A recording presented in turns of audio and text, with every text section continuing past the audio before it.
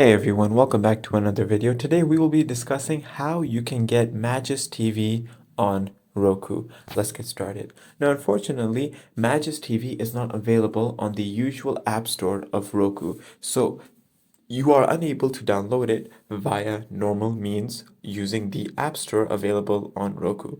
But what you can do is you can simply use this great feature called screen mirroring. Now, essentially, what you can do is if you have Magis TV on your smartphone or a Windows PC, you can simply go ahead and mirror the screen to your TV. In order to do this, you will first need to go to your TV's setting options.